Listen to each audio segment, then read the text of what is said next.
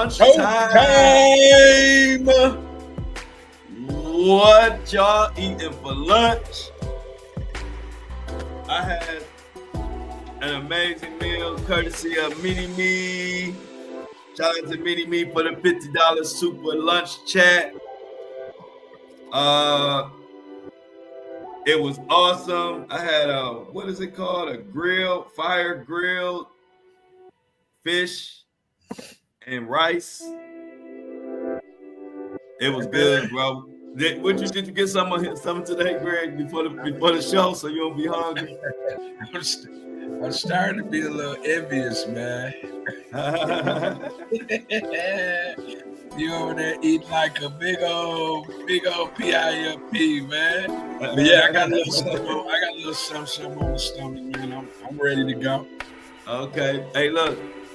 Please like and share the live as you come in. You see what we talking about. We about to get into this. Diddy trying to get 22 lawsuits dropped. He trying to do his best Jay-Z impression. We're gonna talk about is that gonna work? And Greg gonna tell you what he think. And we're gonna get this ticker going. Cause Greg, we gotta get the ticker going. Ba-da-ba-ba-ba, only 2 likes, y'all. Let's go.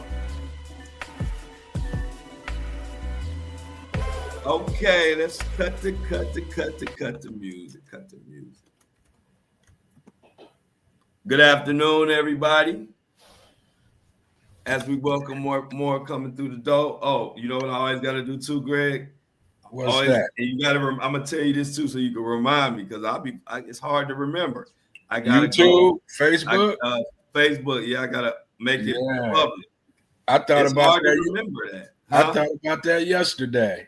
Yeah, I've been doing it, but I just now I almost forgot. But I can't do it until we start. That's what makes it confusing. I can't set it until we actually go live. So, but we live on Facebook. Say hi. Hey, say what's up to all my Facebook family, and what's up to all the lunch crew. Shauna in the building. Mini Me, Amy, Lauren. Hopefully Shan will be in here. If not, we're gonna get with Shan anyway, because Shan gonna help us end the show. Greg, what's been going on? What you did since last lunch? Well, I watched I watched the Lakers last night. I watched the Cavs too. Okay. I was gonna wait and see. You know, about middle of the show, I'm going in. Yeah, it was over at 7:35, like I said. I wasn't off my Y'all was playing against the JV squad. So hey, dog, you can't even say that because no, hold on. You can't come in here. Oh, they wasn't a JV. You want me to pull up yesterday's show? You want me to pull up yesterday's show, Greg? Because you wasn't saying they was a JV squad yesterday. So what you're saying is the Cavs made some pro players look like a JV squad, and I'll accept it because yesterday I didn't hear JV squad. I heard, boy, them Orlando Magic.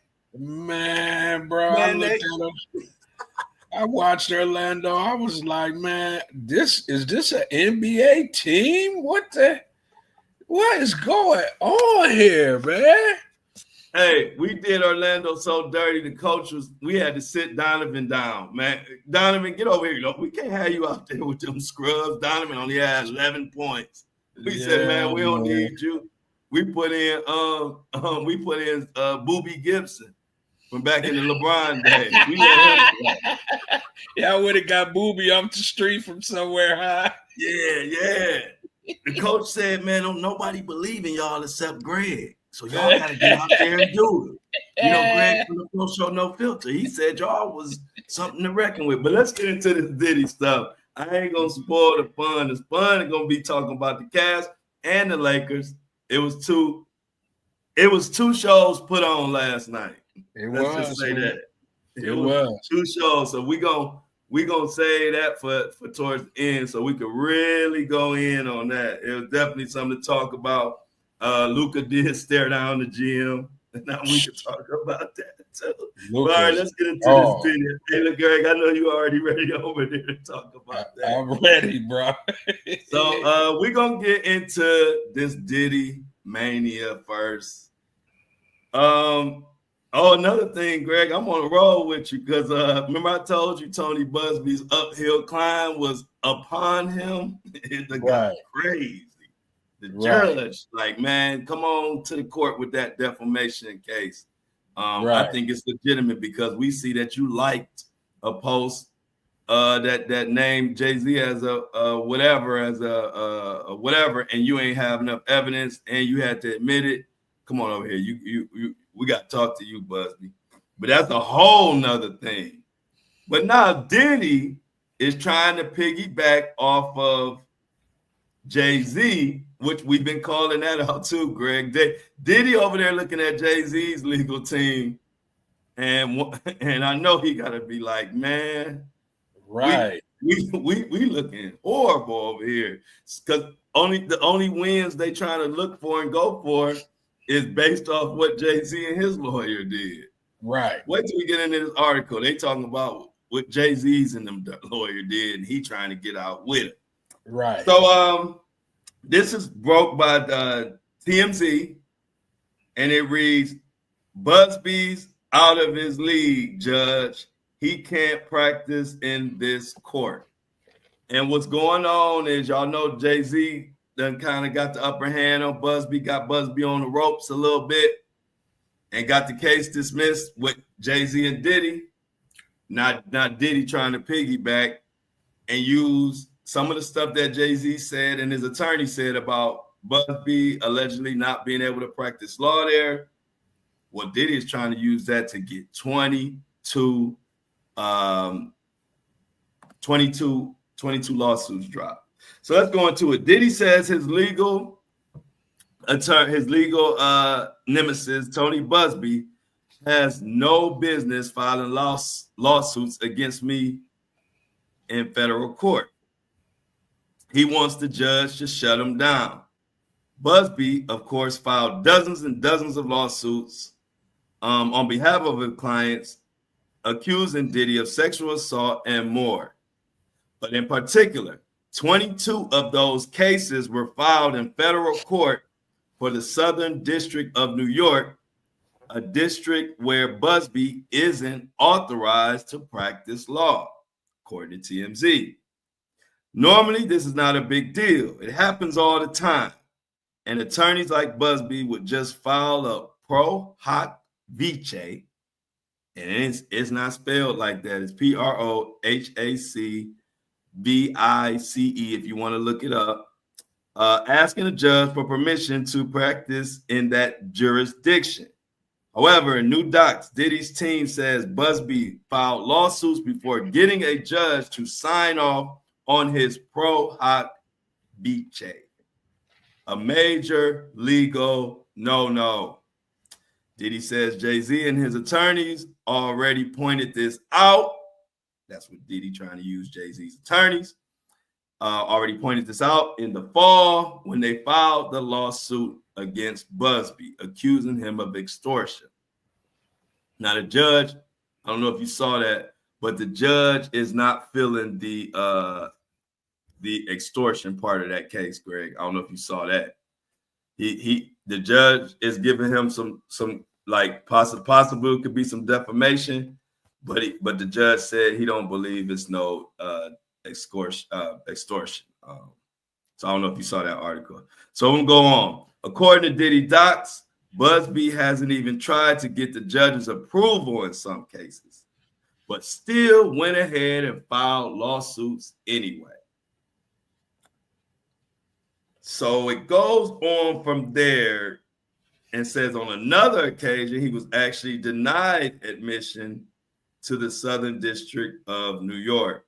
Diddy says the chair of the Committee on Grievances issued an order on February 13, denying Busby's effort to gain admission to the SDNY, citing the fact Busby had been filing cases without getting authorization.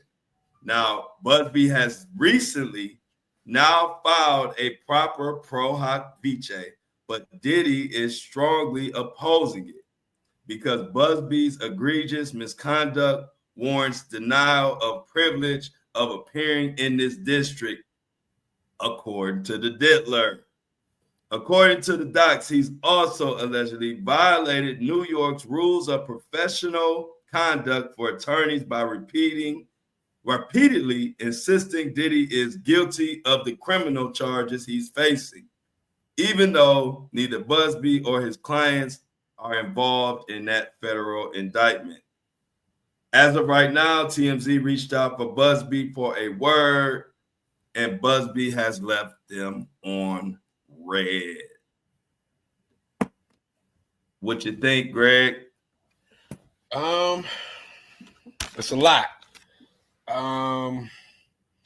But what I think is that, people, the legal system is tricky, right? It's a lot that goes into it, and Bugsby knows that, right? So if it was some mistakes made, I'm pretty sure he understands the system enough where he ain't just out here just doing anything willy-nilly, right? So although this might be the case, I think Bugsby, when it's time for him to actually play ball with these judges and, clear this stuff up, he's going to be in a position to do just that. Once again, as soon as we start to doubt Bugsby, he pulls, a cat out of his hat. And then on top of that, I'm just thinking about it like, okay, those 22 charges, whatever they are, I don't know exactly what they are. That's not the real big thing that Diddy needs to be worried about. I agree. He got federal charges on him, so even if the judge did say, all right, we do away with these, money accounts, the ones that's, people trying to get money from you, we'll do away with those. But we still got these federal cases that we got to deal with, Mr. Combs. You know what I'm saying? And they're not going anywhere. Nobody made a mistake on those. You know what I'm saying? Right. So to me, it's like peanuts, right? I mean, Bugsby is trying to get the victim's money by all means necessary. And he's thinking if some things really happen, which, from all indication, things did happen to people, in one form or another. How true they are, we'll see. But to me, this is like the pregame before the big game. You know what I'm saying? And they're trying to me, it's like this is the distractions. And Diddy understands the world of distractions. He's been playing that game. Right. So, yeah, man, at this point, I think they're just throwing anything up. If, like you say, if they see a way to get people, a lot of this is public opinion. If they see a way to try to change public opinion, they're going to do it. And this is what I think they're doing right now. They're trying to change public opinion. And based off of what Jay-Z has done and been successful at doing, they're thinking now if we can do just the same thing to change public opinion, then we might have a little bit of a shot going into the big dance. I don't think so, but you never know. I don't like it. No, I don't think. Yeah, I agree totally with you. And I'm going to piggyback off of that. No Diddy. They are not, they're throwing stuff against the wall, like you said, to see if it sticks. And they're basically trying to ride the momentum of Jay-Z created for his case, from his case, and use that momentum to, like you say, sway public perception as much as possible, because they still trying to taint the jury right now. They still trying to make sure that they can put out or sway the narrative or change the narrative any way possible. I don't think it's gonna work. As a matter of fact, I'm pretty much sure. If that judge was to remove 22 lawsuits, I just don't see that happening. But like you said, if it did, that ain't got nothing to do with the big dog May 5th. Nah. And that's really what it's all about. So this is just, at this point, and for one thing, Diddy just trying to save his money too. That's really, really the main benefit directly to him is what he trying to do. You gonna need it. If he can get them haul, if he can get 22 or whatever, all of them dropped, that saves him money from spending on his lawyers dealing with them, and he can allocate those funds to this looking like an open and shut case they got against him. But he can allocate them funds to this legal team, and they can keep bleeding them dry, because that's all they doing for real. And like you said, that's all it's about. To me, at the end of the day, the public perception, trying to get a different narrative out there, and the almighty dollar, your profile picture, that always plays a role. You know what I mean? That a dollar always plays a role. You just got to break it all the way down. But at some point, you're going to get to a point and realize money, too. Yeah. This will be a big savings if he can make it happen. Right. I don't see him being able to dismiss 22 cases because of some legalities of him not, necessarily doing certain things the proper way. Bugsby is not anybody to play with when it comes to the law. He knows the law inwards and outwards. Now, because he's in Texas and this is in New York, I think he's going to have a little leeway on filing things on time, not necessarily doing this one right. If you did 17 right and you did 2 or 3 wrong, is the judge really going to be able to just say, okay, let's throw everything out? That ain't how that works. Right. You know what I'm saying? And Bugsby knows that. That's why, when these kind of things go on, he don't just rush, to the social medias and try to, stake his case. He just wait until the noise quiet down, and then he strikes. Mm-hmm. And then you be like, oh my God, Bugsby then did it again. He didn't came up with a way. You know what I'm saying? So I just think when you think that an attorney like him is out of the game, that is not good thinking, especially when it comes to a lawyer like Bugsby who knows all the tricks of the trade.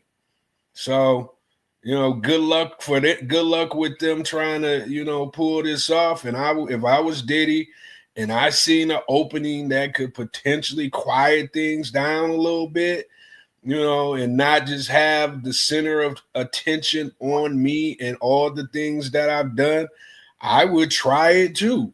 You know what I'm saying? I'm not mad at him for trying it, but at the end of the day, that's not about to do anything to what's to come. That's what I think. So check this out. This is the craziest part of it all that nobody really even brought up. To just keep pounding. I know we beating a dead horse at this point, but the horse dead already, so who cares? We was talking about how horrible Diddy's legal defense is, and we was talking about how it's night and day between the two, right? Right. Diddy's legal team let 20-something lawsuits get filed and didn't utter a single word about this pro hoc vice crap, right? Jay-Z was on one lawsuit,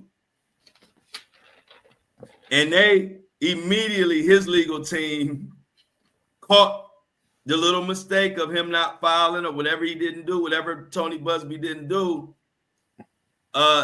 Jay-Z's legal team caught it on the first try.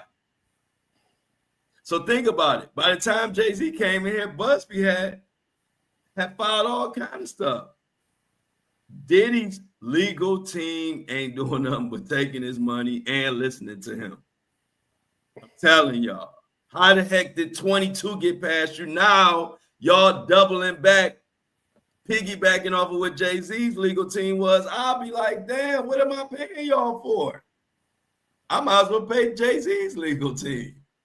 So just more and more evidence that Diddy, I'm looking at his legal team and just how Diddy running his legal team and all of that. And then on top of all the undeniable evidence they have, Diddy ain't gonna never see daylight, bro. Nah, it's not. That's what I believe. And and the reason I say that is not only do they have him caught dead to rights, in my opinion, but that might get him, if he had a really good legal team, he might could get 20, 15, might get lucky, you know, some like how A$AP Rocky had that good attorney that got things done, you know, but the way his legal defense operating, he about to get the maximum. Y'all think we been tripping up to now? Can y'all imagine once the real trials start, what type of stupid stuff his attorneys and legal team gonna say and do? Watch. It's gonna be like the low budget, like he got a low budget legal team. Watch what I tell you. When the trial start, one of the major themes that's gonna be talked about during this trial is how horrible Diddy's whole legal defense is, including him and all his whole team. Watch. This is they terrible. And you know what else? And you know why I think it's that way? Because they know what the evidence is. Yeah, they just want his money. Yeah, they know what the evidence is. They know what the evidence is, man. So they just sitting back, like you said. They like, man, we got a lawyer. Somebody got to do the job. Yeah, somebody got to do it. You know what I'm saying? But every day they go in that office and they crack open them laptops and they get into the discovery, they'd be like, man, this is crazy. This is crazy. And you know, they know that they don't have a chance, a snowball's chance in hell. But one thing about it, the best person to work for when you know they don't have a chance, but you still take the job, the best person to work for is a know-it-all. Because you only got to think. Diddy ain't let them think. He gonna control the whole case and his whole defense. So they really just collecting checks. You know what's gonna be fireworks, and we ain't gonna technically be able to see it. What is when they're in court and he's in control of the attorneys and how he's in there conducting himself with his attorneys. Oh, that's going to be a whole story within itself. Oh, that's what I want to see. I told you I'm going in there with Big Dog, with the OG, Greg. Yeah. I gotta go just to see that. That's gonna be I want to be able to tell y'all, man, Diddy was talking the whole time. You know how much somebody talking. I don't even got to hear what they saying.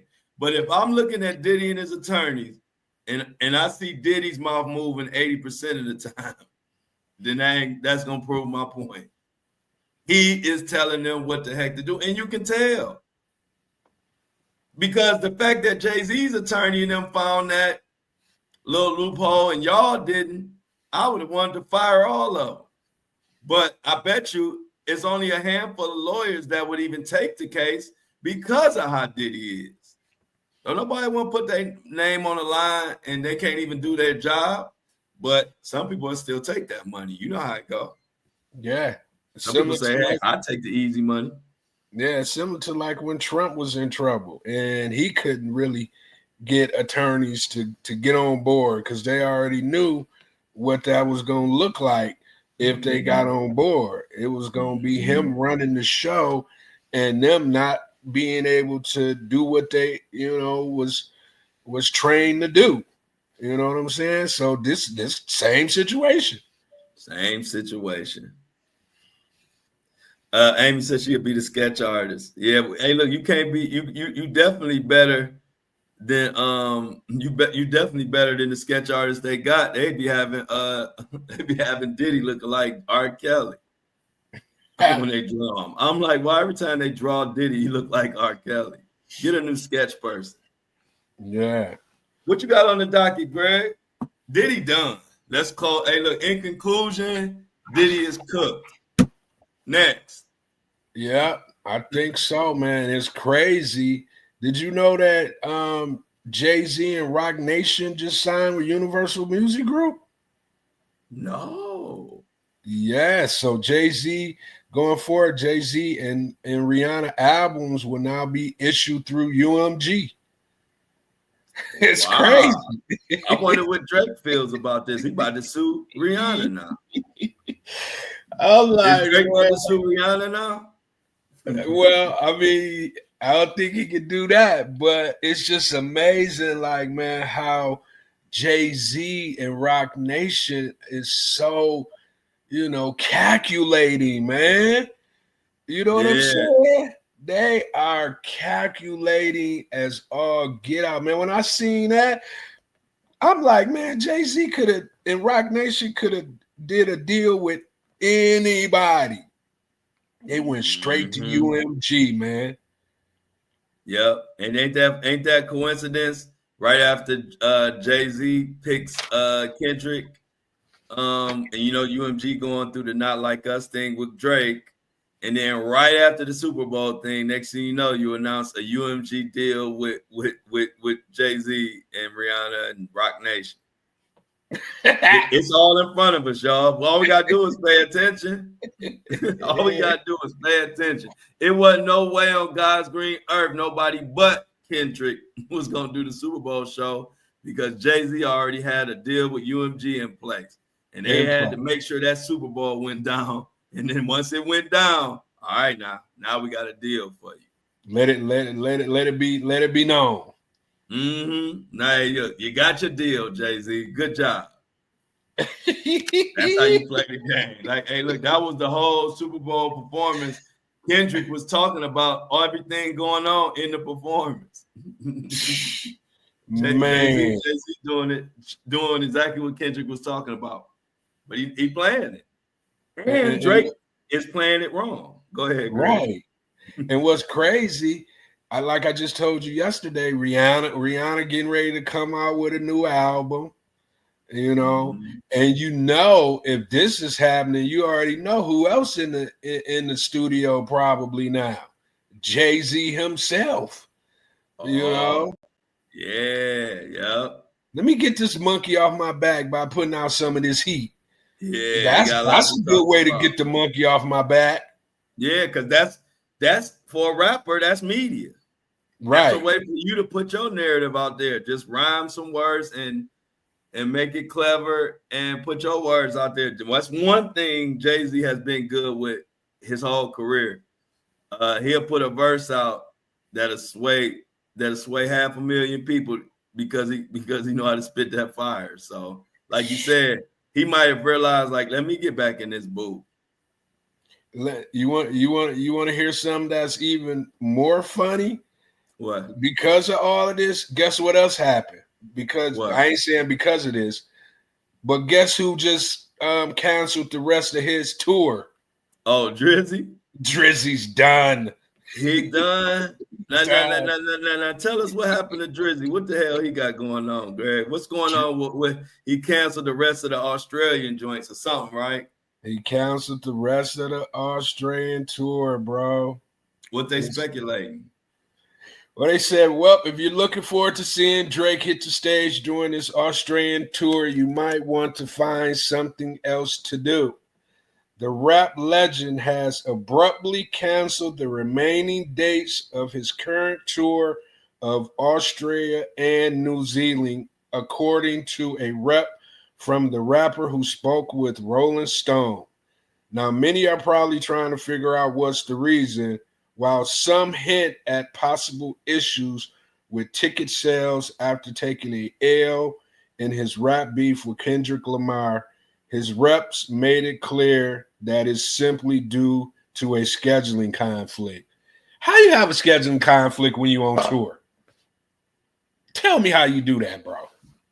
Because, hey, look, for one, it's handled all, at the end of the day, it's all handled AI. AI ain't having no scheduling problem. All that stuff is mapped out before people put up their hundreds of millions. You're on tour. That's when my antenna go up when you say it was a conflict of interest. Yeah. You could have told me anything but that.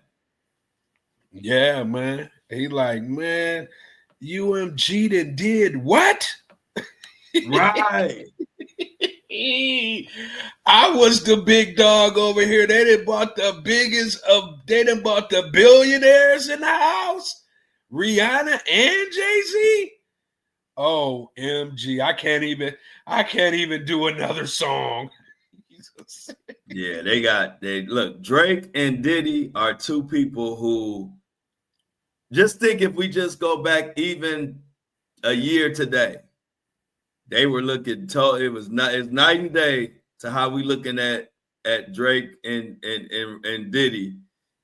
Last year around this time versus this year around this time, you couldn't have told me that it would play out like this. No. This is crazy. And I just remember when Drake was like, come on, Kendrick, what are you doing? Yeah, I'll be telling people that. Yeah. Drop. While he was saying that, Kendrick was over there wiring, putting his nuclear bomb together. Yeah, I got you, Drake. Once this thing hit you, I'm gonna blow you all the way to Australia. Hey, Kendrick hit him with so much heat. He started speaking. He all the way in Australia with it.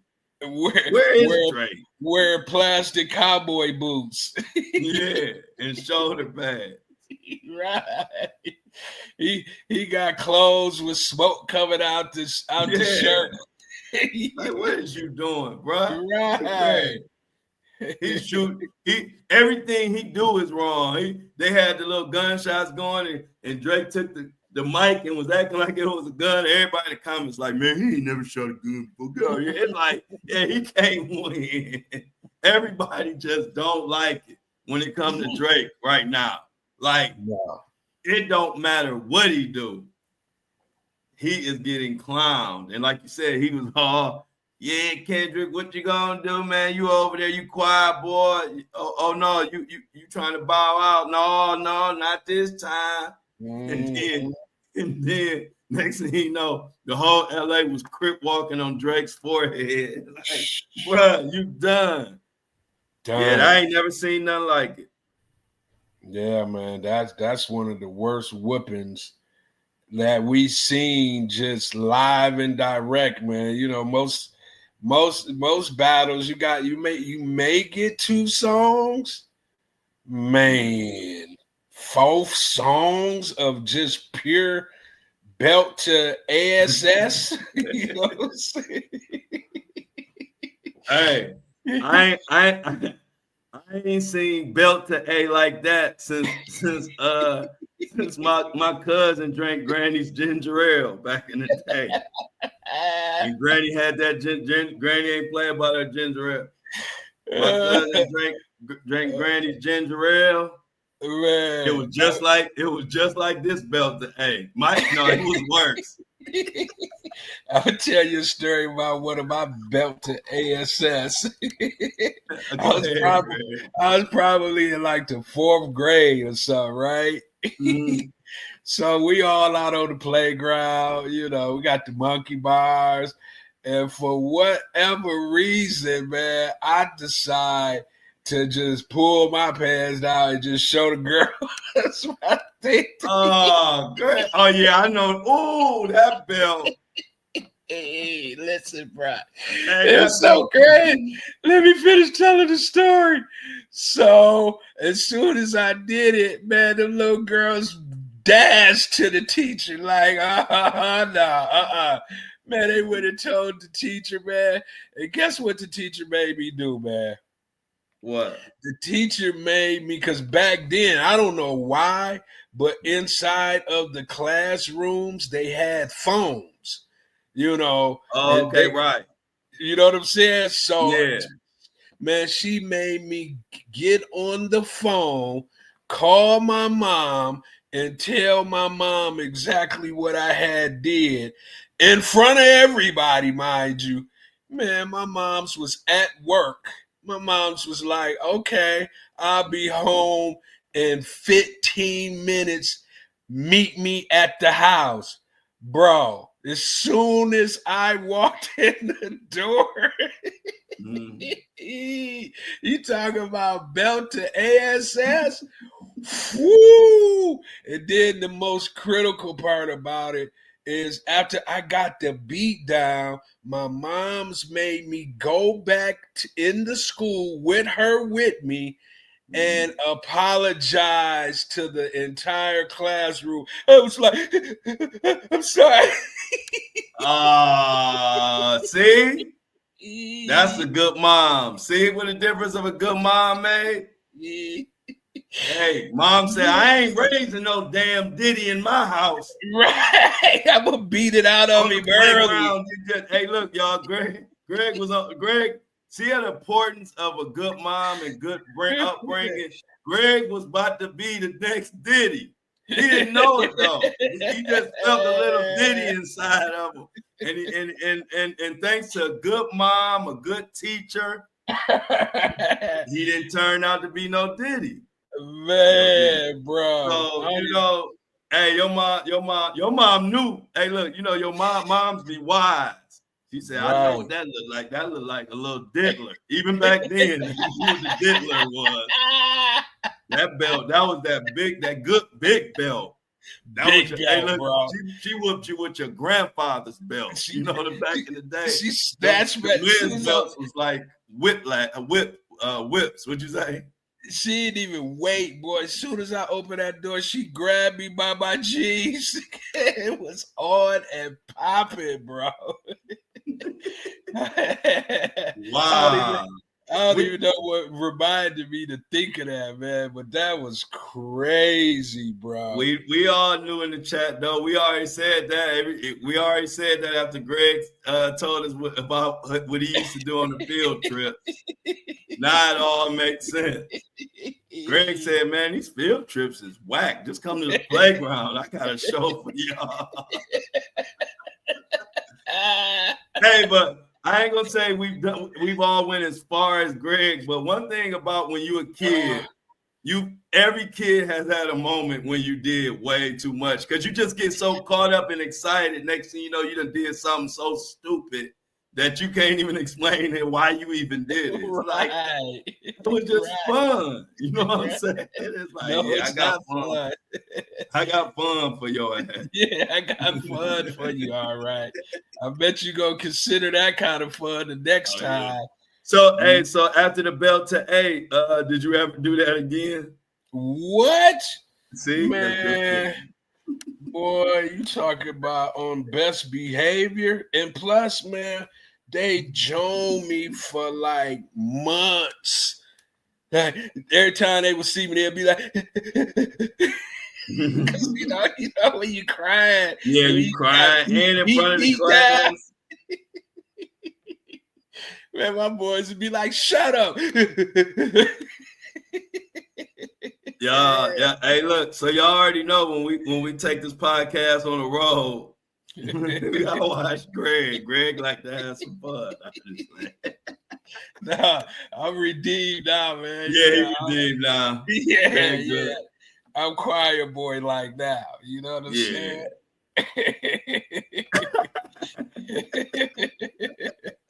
Yeah, bro. I don't know what made me think of that, but I'm like, man, let me tell this story. That was crazy, man. Yeah, that's crazy. Hey, all right, what we got next on the docket for Greg be on the couch tonight?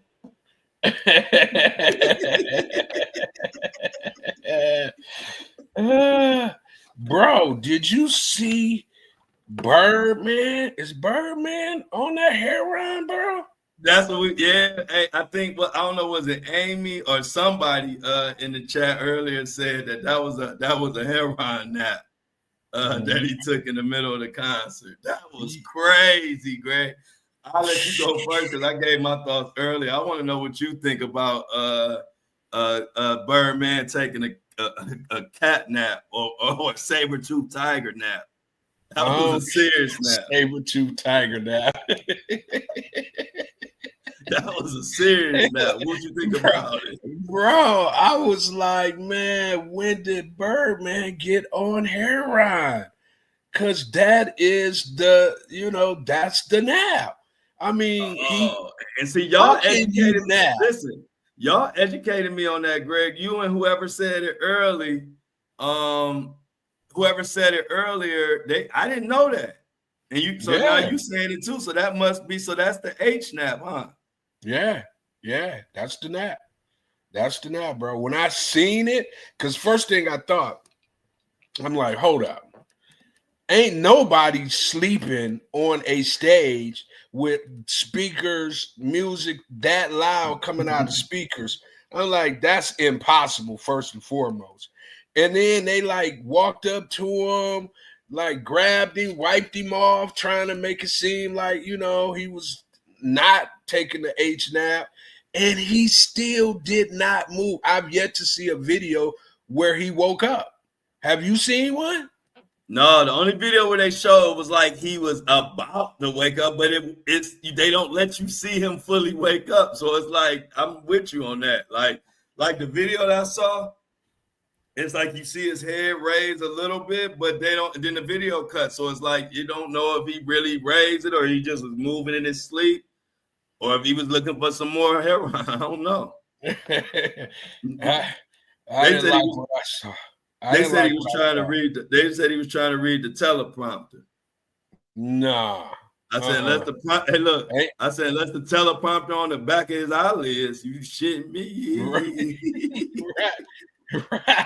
Right. And I knew something was up because the day before he was on somewhat of a tirade.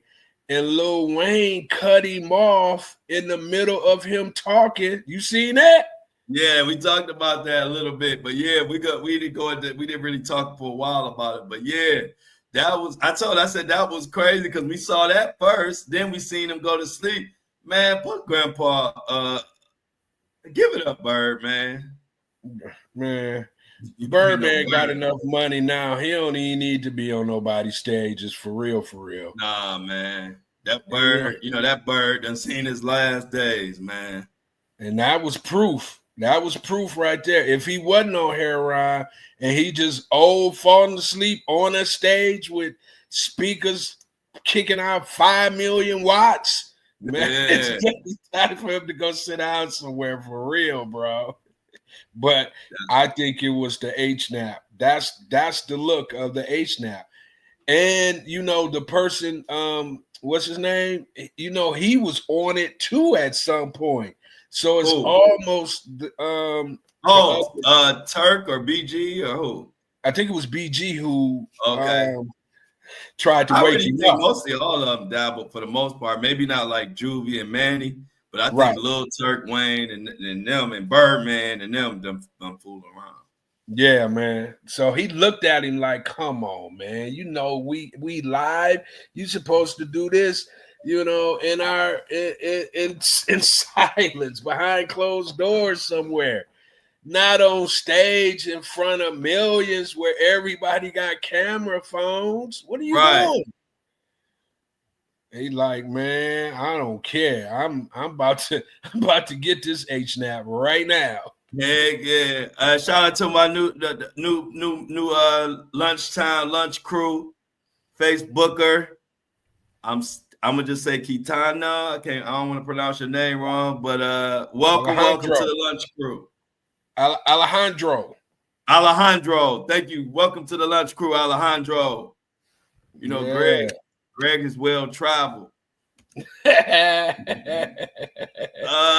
What else do we got? No, shoot, yeah. Well, I told them when you can take them type of naps. Hey, look, I was like, if it wasn't a drug nap, that's a dangerous superpower to be able to catch a power nap in the middle of all of that. That's what I'm saying. Like, and standing up.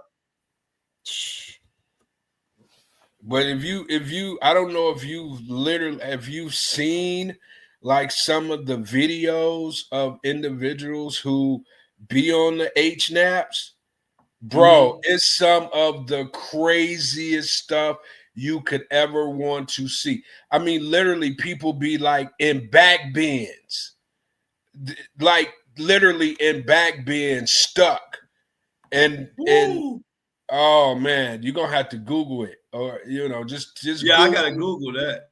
Oh, when you see this, man, how people literally be stuck, they be stuck in whatever position that they're in that moment. So they can literally be like in a back bend, they could be twisted up, they could be on one leg, stuck. You know what I'm saying? Most of my H experience came from the movie Ray, from Ray Charles, and learning about him. But see, he had them glasses on, so you didn't never know, like if he was stuck or what. Because like a lot of the mannerisms or a lot of the just what going on behind the H, that boy. Yeah, I learned it from that. But that's what I said. I don't think they showed that in the movie. So that was new to me. I did not know that them H naps, you would just be in any position. I didn't know that.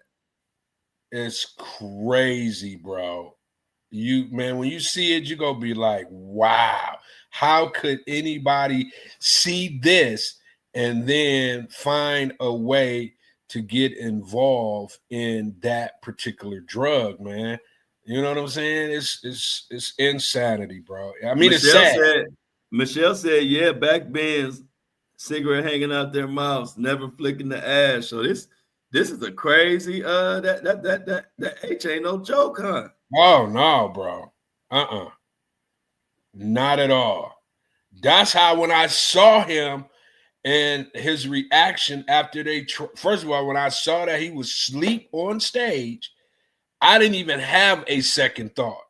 My first thought was H-Nap. Because I've seen it so many times, just, like I said, different videos on the news, just different videos of people in that state. And that's how they are when they're in that state. You can't do nothing with them.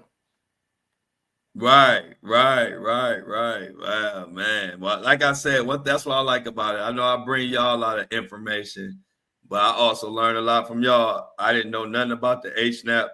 I didn't even think of the H-Nap when I saw it, but now I know. And now I know what it looked like. Birdman taught me and Greg in the chat. Y'all done taught me. Next time I see that, I'm gonna know what I'm looking at. Yeah, man. I mean, allegedly, unless he owns something, crazy, and I mean, he could have been on some kind of medication that could have potentially did that to him. But based off of what I've seen, that's what it looks like.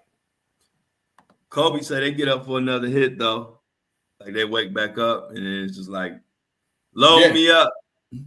Yeah. Load me up. So look, before we go to the next topic, let's kind of talk a little bit about breakfast for dinner and the first panel that we're gonna put together for the tomorrow. Shan is in the chat. I hope, because Shan be back and forth. She might be on Amazon buying some stuff. So Shan, if you're in the chat, say what's up. Shan gonna put the group together. Me and Greg gonna help manage everything, but we got our sign up. I got 8 people on the list so far, and I got Mini-Me, Lauren, Nadrima, Shan, Michelle, Felicia, Felix, G Money, and then me and Greg. If I'm missing anybody, we'll add them whenever. But basically, I want to set it up so we can. Y'all know the blackout is the February 28th, which is I think Friday. And so I'm thinking the night before it'd be a great day to have a panel. Everybody could talk about the blackout, talk about whatever else might be going on, tell people what companies we rocking with and what companies we ain't. And then you really could just let it flow from there.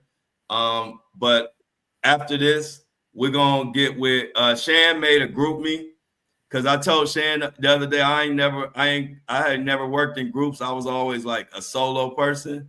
So I'm like, how can we get everybody coordinated? She was like, we could do a group me. And so she put together a group me and it's a link. So what I'm gonna have to do is get everybody's email or send everybody this link. So I'm trying to think, how can I get, or they can email, what email, do you got an email you can tell them right now, Greg, and put it in the chat? And everybody who in the chat could send email that, and then Shan could put everybody who's going to be involved in the Flo's House panel. Shan could put everybody in a group, and then we could communicate the actual details of what we're doing in there. Okay. Exactly. We need those too, Amy. It's all about whatever you want to do. We ain't nobody, you don't have to have no set role. Just whatever you comfortable with doing is more than fine. We got more than enough people who want to be involved, which is a great thing. I didn't know it was going to be so many people. So we good. So it's no pressure on no type of role. Whatever you want to do, that's more than enough. Go ahead, Greg. Kind of like a clubhouse feel. Yep, like a clubhouse feel. We're going to have, we'll start off about 5 people on the panel, and then, can always add more as we go, and we'll let it be organically whatever it becomes. But I do want to where we could talk about issues and also just whatever y'all want to talk about, because our shows are so structured. It's a lot of other stuff that y'all bring up that we can't get to. So I think that a panel and stuff like that kind of gives the people that's involved in this mission with us a chance to just talk about all kind of stuff. Because I have a whole different, I gotta plan it out.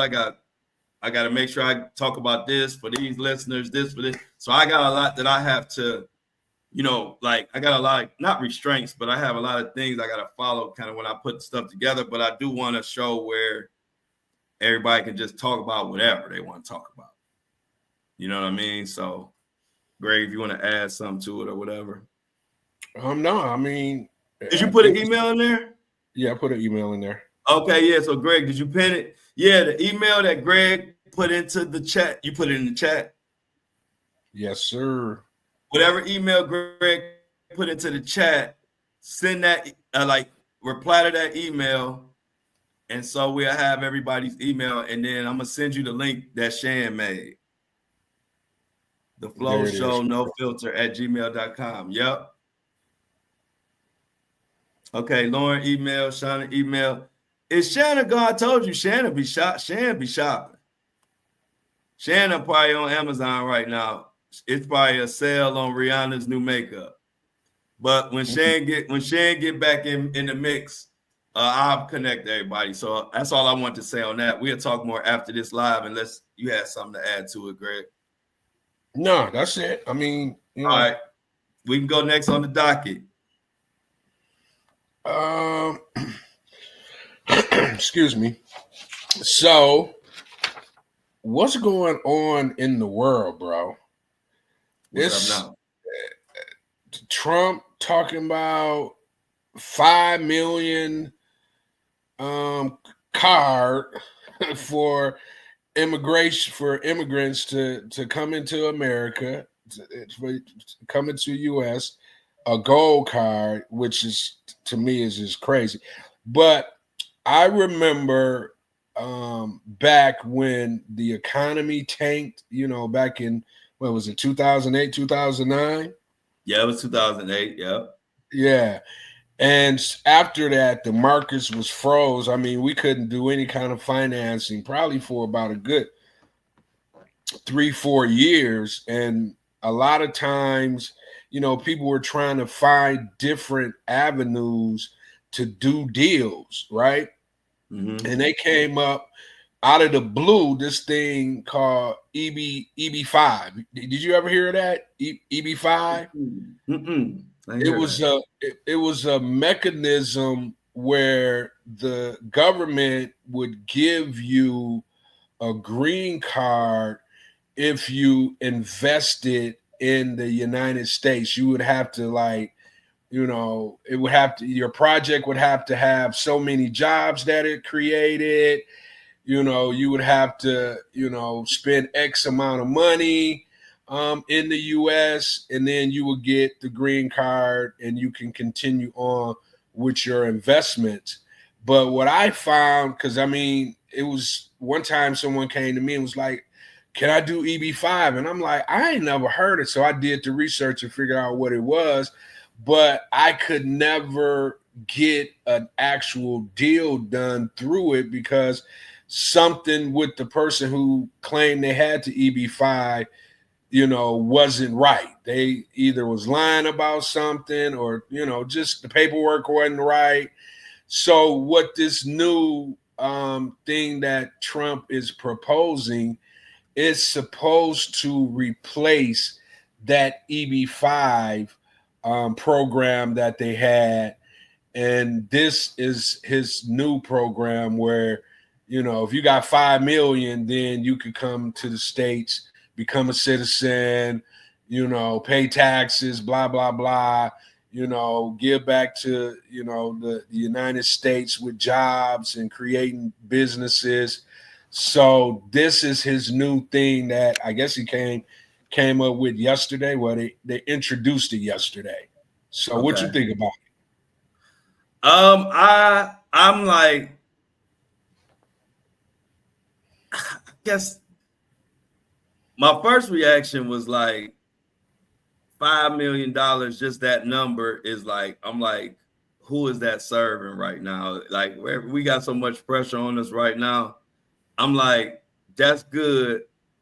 I'm like, how many people gonna have $5 million to do it? And I'm sure it's a good number, but compared to the number of everybody who complaining about the price of eggs and trying to just make their bills and just survive right now, I didn't really think too much further into it besides saying, I'm sure we'll talk about it and I'll dig more into it because I knew it was a big topic. But I'm just like, I can't, and like, because I'm being, in between. I'm not going to just kill it because I'm not really sure how I'm sure it has to help us some kind of way in their mind. So I don't know. I don't even know.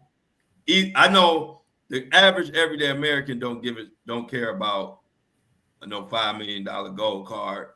So I know that, but I don't really know their side, the other side, which would be Trump's side, to say how is that, like, what do they think that's going to help us? I mean, I'm sure they think it's going to help us, but I don't know what their reason is. Do you know?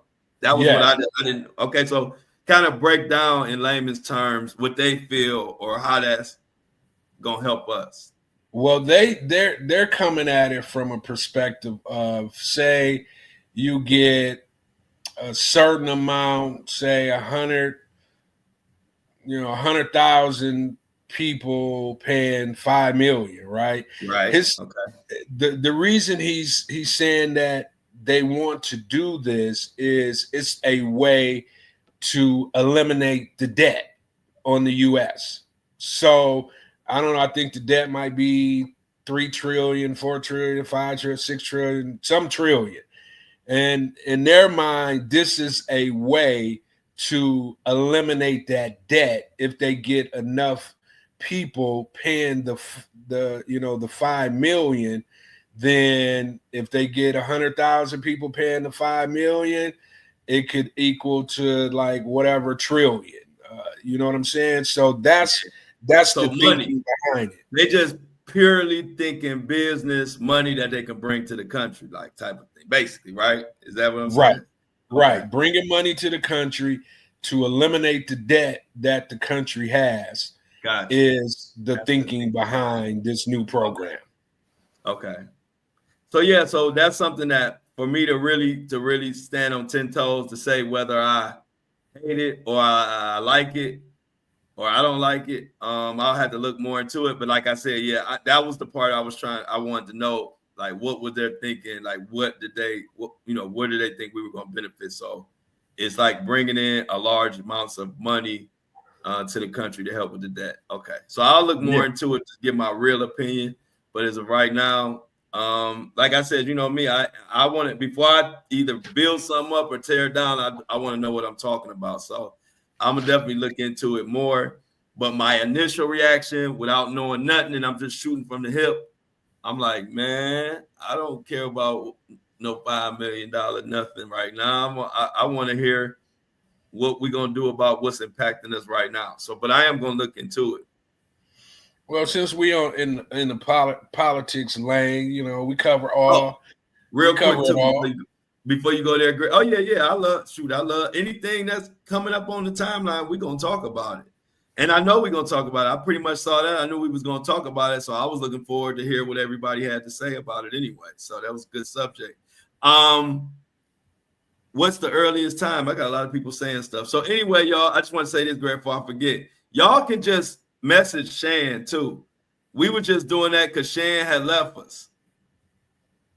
So, hey, Shan, I had told everybody to do all that emailing, but if they are in the chat and they can just send you their email or whatever you need to put them in the group me, we can do that. We were just stressing the email because you were gone and I didn't know if you was coming back. But you can also email, so you can do either one. You can reach out to Just Shan. You can reach out directly to Just Shan to be a part of the panel and be a part of the Flo's House panel where we're going to talk about stuff. The first one going to be tomorrow night. It's going to be breakfast for dinner. And the main subject going to be talking about the blackout that's happening Friday and educating everybody on that, what companies we rocking with, which ones we not. But if you don't reach out to Shan directly, Greg put the Flo Show No Filter email, which is at Gmail. He put that in the chat too. So whichever way, we gonna get to you. And at the end of the day, if you don't hear from nobody, you always can send me a message. Well, if Sharon wants to put her email, or never mind, I could get it from you or her later, and I could just forward the emails that we've gotten over to her, and then she could just take it from there. Oh yeah. So we need to Shan, can you send me your email to my phone? I'll just send it straight to Greg, or I could just put us in a thing too. That's even easier. I'm gonna put us in a group text. That's easier. I told you, Greg, we be doing stuff like, oh man, the young people know how to do this stuff quick.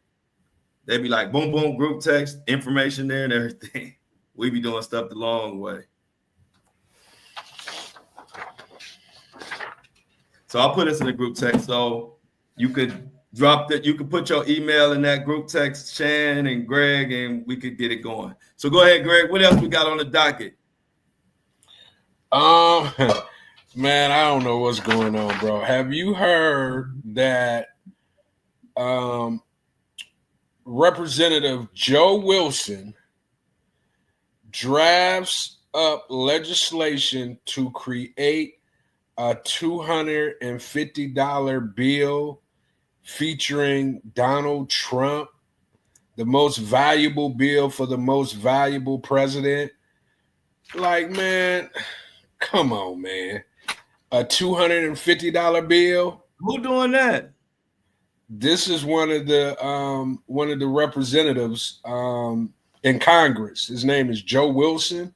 Man, I don't know where, huh?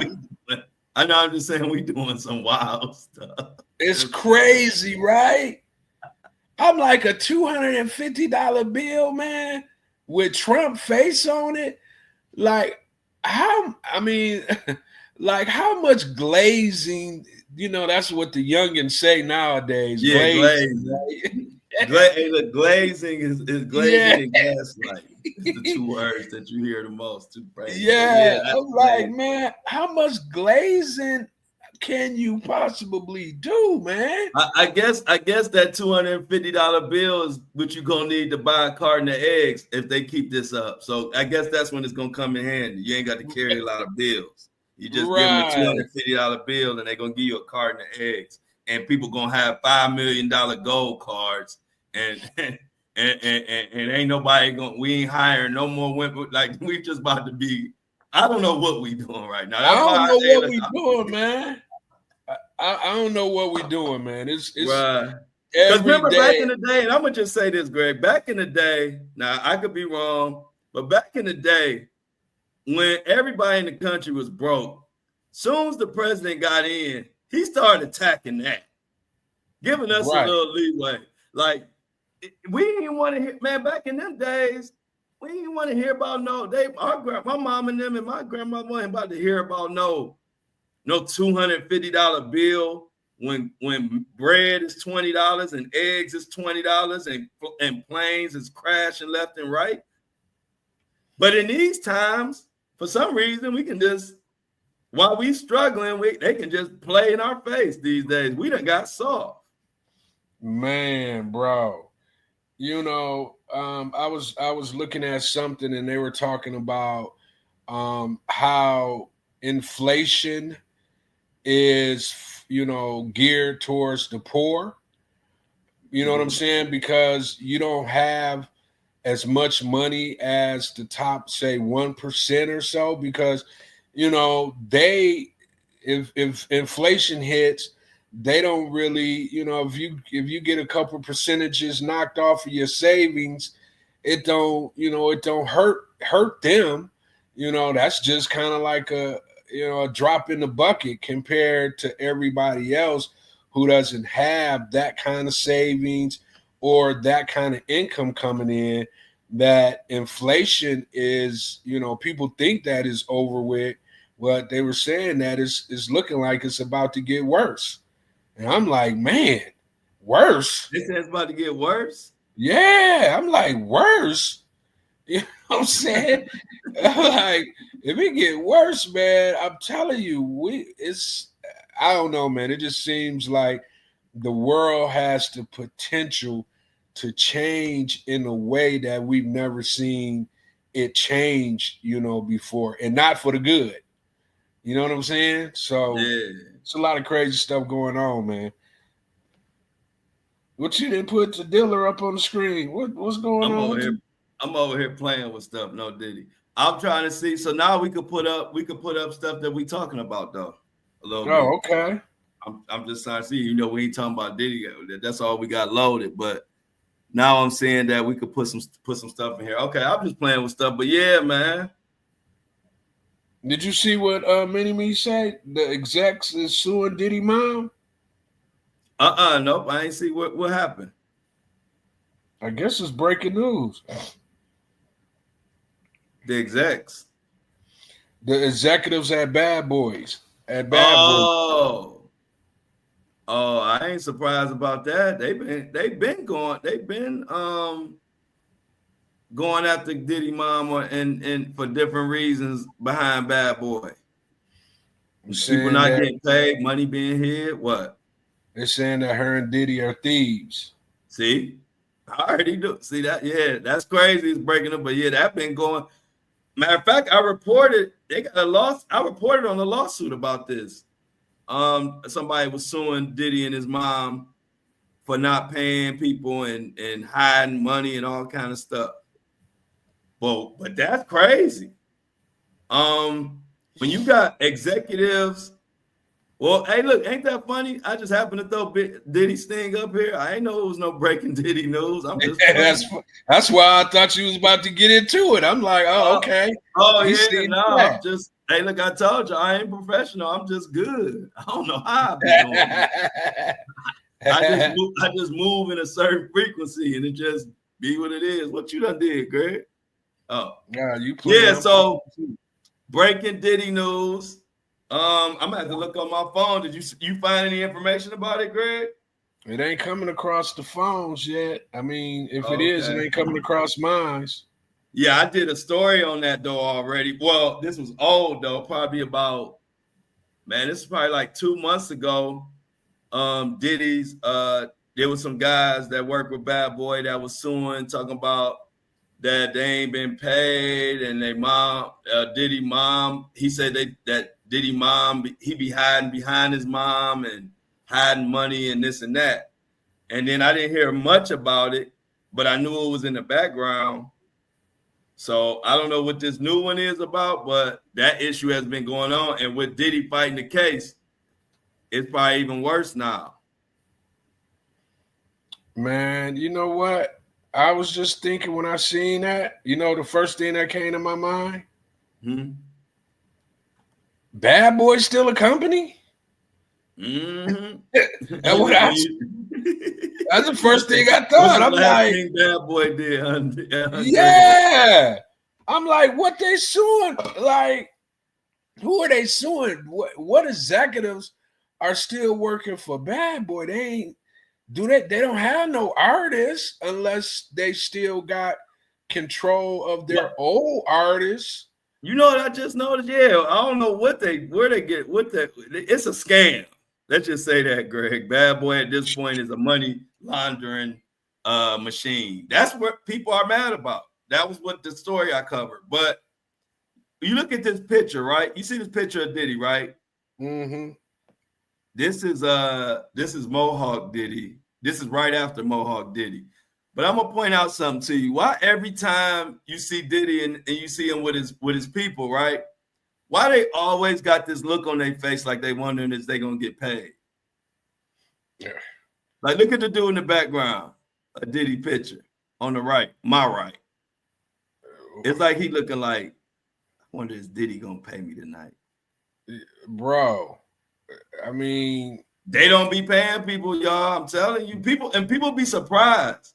But the only way that you will know that is if you've been one of those guys running around with a Diddy, and I ain't gonna name other names, but them type of guys, you would think they got all this money, man. They don't be paying people.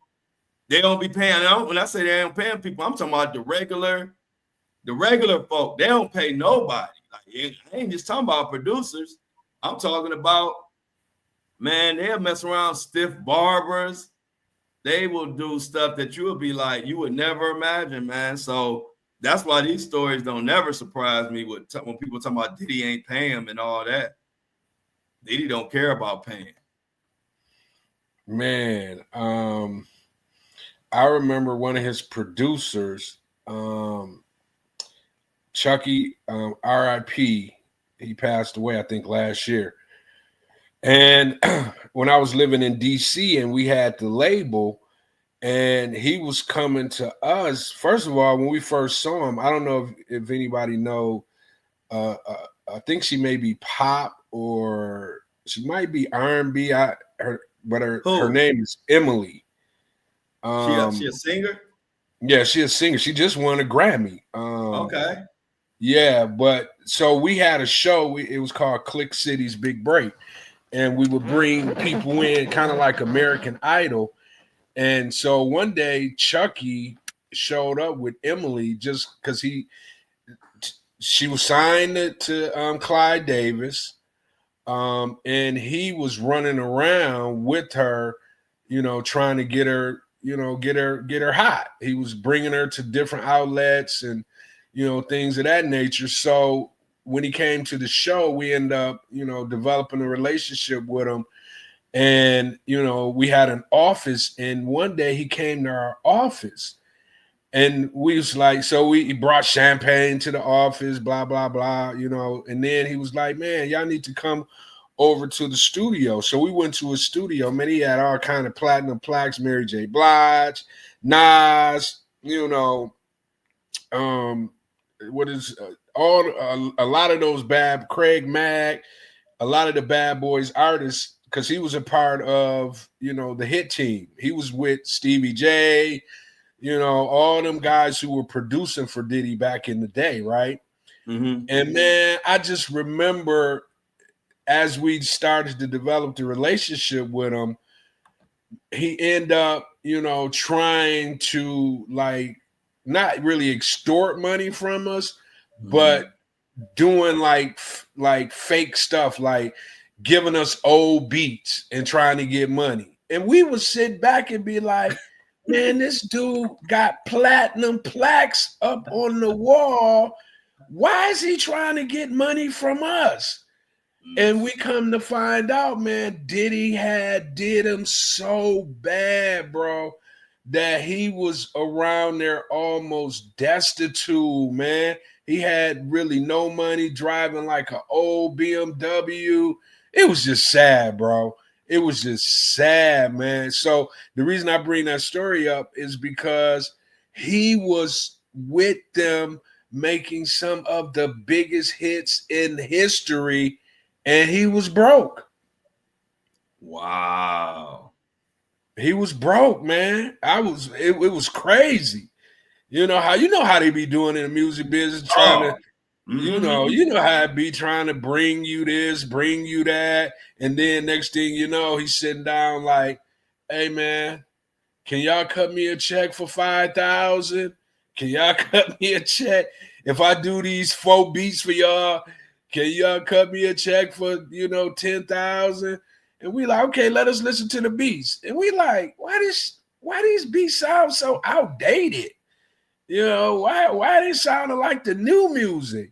And come to find out, man, he was kind of running around, not doing, and I don't want to, because he ain't here anymore, so I don't want to talk too much about it. But he was running around kind of doing the same thing with other folks in the city as well, man. And everybody, once we kind of talked to people, it was like, man, Diddy did him bad. So he had to run to Clive, and Clive, was pretty much, Clive was like, I ain't gonna give you no money. I'll give you an artist. You get this artist hot, and then, you can get paid that way. I was like, man. Ain't that crazy, bro? Crazy, bro. And I'm talking about some of the biggest hits, that the mainstream artists, Mary J. Nas, Total, all them artists that was over there with Bad Boy, Biggie. I mean, everybody. He had platinum plaques on the wall as, one of the producers of the songs. And, man, he was running around broke. We thinking we getting ready to pull up to a mansion. Man, he had a little, like, hole in the wall, flat kind of, apartment efficiency. We walking around like, man, this is crazy. You know what I'm saying? Wow. So yeah, man. So that you're right. It'd be bad. Do not say they people, man. And so, like, and see, the thing is this, y'all. It's so many stories I could say because I've seen it firsthand. But in certain times, I don't be wanting to just. So let me preface this story by saying, because this reminded me of when Floyd did this. It was a producer back when I was with Floyd. One of our producers came out there, man. And when you young and you producer and you a starving artist, I seen so many producers coming out there thinking they was they just hit their big payday, coming to do some music for Floyd and his label. Man, Floyd, one thing Floyd used to always do, he'd take you around. Okay, like Greg, you a producer, right? You flying to Vegas, you coming to do beats for me. You thinking, what you think, how much money you think you about to make coming out, Floyd, you flying out there, whatever. Man, Floyd will have you working, have producers working, and just kicking it. And them producers be wanting money. First they want 5,000, and Floyd keep ignoring them. Then they want 2,500, and Floyd have been and promised them all kind of money. Long story short, man, by the time the producers, they might have been there a week. By the time they on their last day, they mad, broke, cussing about Floyd behind his back. And next thing you know, Floyd will be having a book bag with about $250,000. And why this producer over here ain't getting nothing, and Floyd keep promising them, and it don't never happen, man. Next thing I know, I see producers getting on that plane, headed back to where they going, mad as hell, and all they got was a good time, but no dollars to the pockets. And so, hey, and like I say, I preface that with saying, I just keep it real. As far as me, Floyd has done more good than bad. So I just want to preface that. I want to say like I'm just taking a dump on him all the time. But it'd be stories that be relevant. And I got to give y'all context. You know what I'm saying? Like I've seen multimillionaires just not, I can't do that. You know what I'm saying, Greg? Could you do that? No, like, man. Could you have somebody come out there to make music, some young cat, and you run around with, I mean, Florida had $250,000 in your face all the time. And you know these people want their money, and Floyd would just keep having fun. And the thing is, they would be trying to kick it. For one, they having fun, but they used to want, you know, they be thinking that Floyd gonna tell them and give them their money at some point in the night. And next thing you know, you be dropped off at your hotel talking about I got you tomorrow. So, you know, it just goes, it's a dirty game. And what they gonna do? He the champ. Exactly. They ain't gonna do nothing. And Floyd got 50 people around him the size of a New York building that he just bought. Right. You know, each guy's the size of one of them buildings. So you ain't got nothing to do. See, I'm just crazy. You know, so we just end up, you know, we were just, I didn't get in them positions. Because I was ready to act a fool immediately. And you were just going to have to do whatever you say you going to do. That was how I was. You know what I'm saying? Right. So we had a mutual respect. So I would say even more or less was with Floyd or Diddy, you got to be the type that you ain't going for that. Like, in no kind of way. You know what I'm saying? Like, but what happens is people be so enamored by their money and fame that they be letting a lot of stuff slide. Next thing you know, they don't give you nothing. You feel me? So like when you even start working, I stop the machine if I was them and be like, I need 5,000. Right. And then if you don't pay me now, then I'm just hopping on the plane. Kind of how I handled my thing when he tried to get me to run around. I was only out there 2 weeks, and he tried to get me to run around, and I was like, bro, I'm out of here. And then I got taken care of. But I wasn't about to be out there. You ain't about to play with me. And I was a kid then and knew better, you know? Right. I ain't about to let you take me to deep waters and drown me. Nope. Soon as I put my toe in, it better start feeling right.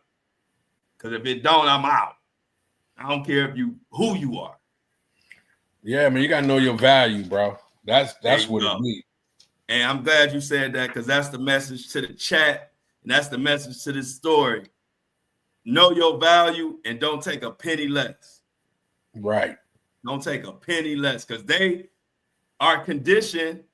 Because I'm gonna say it's two sides to it too. I ain't making no excuses for Floyd or none of them, but the other side of it, when you do have a lot of money, you do have a lot of people who just be using you for your money and trying to take your money. So you do develop a mentality of trying to hold on to every dollar and not wanting to give up nothing. That ain't no excuse, but that I see that play out in these big multimillionaires when you're around, man. You know, people is after your money, and so sometimes it turns you into a just an effed up human being when it comes to handling the common person. I just ain't going for it. Right. Yeah, man, you gotta be careful, man. That's why if you know your worth and you handle your business on the front end before you step into them situations, you know, you take care of the money part before you provide, you know, the service, or at least be in agreement contract wise, you know, then you step in and do what you're supposed to do, man. Because if you just willy-nilly and thinking that, you know, you're going to get the love in the entertainment business, it's not going to work out good for you, man. You're right. You got to know your worth. You got to be on your business. Yeah, because they ain't going to give it to you. Right. You only going to get what you demand. You Right. see it all the time. Like you look at the TLC stories. All of these stories are stories where, because we young, they let stuff get too far. And when we get older, soon as we feel some BS in the air, we don't play. You ever notice when them artists come back around and they be older, they be start going after their masters or going after this, or like Ashanti did, re-singing her songs. You know, you get smart. With age comes wisdom, if you lucky. Right. And that's what you see. And that's why the industry is so dirty, because 90% of the people that you do deals with are children, are kids. They don't know nothing about no recording contract, no recording money, no advanced 360 deals. They just want to be famous. And so you got these older gentlemen, would be like myself, like a Greg, who with all the experience in the world, and they just sign these people to crazy contracts, sign these little kids. And when I say little kids, I'm talking about 21, 22, anybody 24, 25 and down. You don't know what's going on a lot of times. And so it's one of those industries where it's big money in it. It's like, even, you know, sometimes the athletes, you know, when you're young and with money, you could be taken advantage of. And that's what happens in this industry, man. Yeah. And a lot of times the parents ain't involved, or the parents, you know, are greedy too. And they see an opportunity within their kids, living vivaciously through their kids, you know, and not, you know what I'm saying, and not really stepping up and making sure that their kids are being represented properly. Then, you know, that's why a lot of this stuff that we're talking about, that's why it happened. A lot of these guys that's in trouble right now, they took advantage of that. You know what I'm saying? And here we are. Yep. And hello, Relita. We got one of our newest members of the lunch crew, Greg. Say what's up to Relita. Yeah, we already just shouted her out. Okay. Yeah, but man, in the house, Relita in the house. But man, yeah, it's a story that, like I said, people don't understand. It's so many reasons why it's so horrible. You know, you got these kids that they might know how to rap, they might know how to sing, but they don't know how to handle business. And people like Clive Davis and Diddy and all these different sharks take full advantage, man. Yeah. And it's sad. Yeah, because I mean, at the end of the day, once you kind of get the keys, you know, to the castle, then most of these guys are only in it, you know, for themselves at that point. Once they understand that people are looking at them for these opportunities, then when you know that and you're not a good person, then that's when the games begin. You know what I'm saying? It's almost like you sell your soul to the devil, and once you do that, you just start playing that part from that point forward. Yeah. It's definitely sad but true, bro. Yeah, it's crazy. Hey man, what's up with the content? You heard about the female content creator that was arrested for urinating on grocery store products, bro? Nah, and that's a nasty content creator type stuff, like the one who was licking the ice cream. So tell us this nasty story, Greg. What happened? I remember the story before about the guy who was licking ice cream, like he was licking the top of everybody's ice cream and putting the top back on. But what's this? Yeah, man, I guess this female, they didn't have like a whole, but you know, they just kind of, because I guess she just got caught yesterday, or they arrested her yesterday, so they have a lot of information on it. But yeah, she been, and they got multiple videos of her doing it. That's a part of her. Yes. People doing anything to go viral, man. I'm like, man, what is I'm like, what is the reasoning behind that? I mean, I guess that is the reasoning to go viral, but as she found out, that ain't really, the way to go, because you're endangering, lives when you do that. You know what I'm saying? I mean, outside of it being totally disgusting, and she probably needs to be, in jail for a good little period of time to help her understand, what I'm like, what was in her mind where she was like, I know how I'm gonna go viral. I'm just about to start going to the grocery store and peeing on stuff. You know what I'm saying? That's some nasty trifling stuff, ain't it, bro? Man, They should put her up under the jail for that. Can you imagine if you was in the grocery store just minding your business and you look over and somebody is peeing on something, she ain't see you coming, and you just happen to see her peeing on food, peeing on whatever. Crazy. Man, bro. You know what the craziest mystery of the day is, though, right? I want to throw in there. Did you see the woman who shot and unalived her children's father after returning home from the club at 5 a.m.? She was allegedly attempting to clean her gun in the bedroom and accidentally blew his chest out. Allegedly. I mean, and I think it's a white woman and it's an interracial couple. Yeah, it's a biracial couple. Yeah. But yeah, what you think about that, man? What you think about the cleaning the gun after the club? I mean, I don't want to say that that's not a possibility, because people do some strange things, but you clean the gun to the point where you could shoot somebody in the chest while they're sleeping. Right. Like, was you cleaning the gun over him? I mean, I don't. She's going to jail. Yeah, they're not gonna believe that. At first, now I haven't heard, I haven't seen an article on it, but from what I'm seeing, y'all correct me if I'm wrong, they were saying that her father is a police officer, and at first they didn't charge her with nothing, but the update on it is I saw that they have charged her with, I think, manslaughter. Manslaughter. Okay, yeah. Manslaughter. At first, she wasn't charged, but yeah, so they charged her with manslaughter.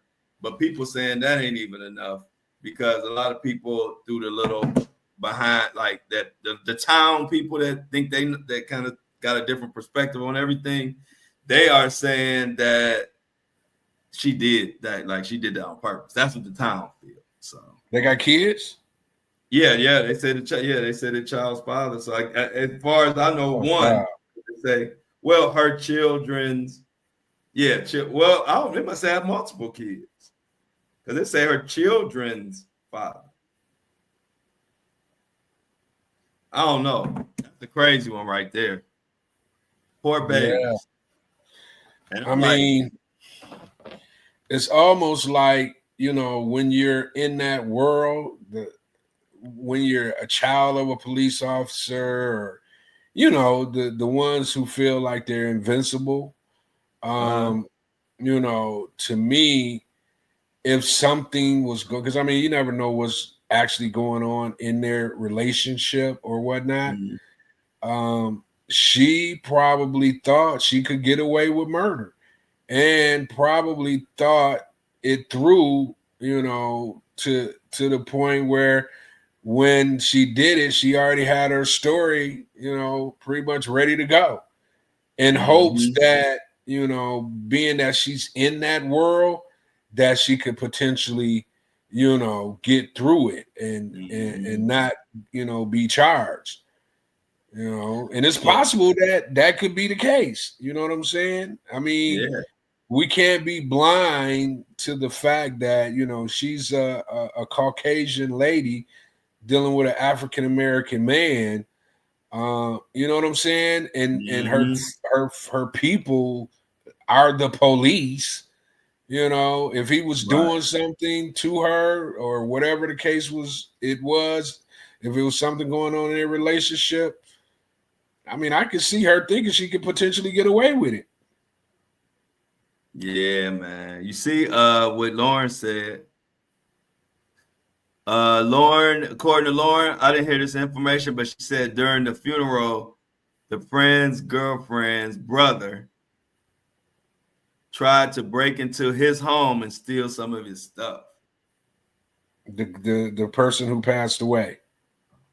Yep. Wow.